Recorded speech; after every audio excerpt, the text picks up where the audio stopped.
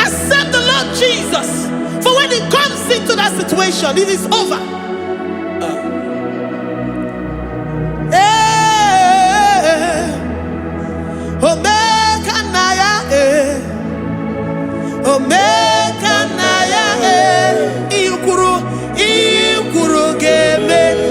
Who says a thing and it comes to pass? Except you, Jehovah, commands it. Nobody can say a thing in our lives and it cometh to pass. If you have not commanded it, if you have not decreed it,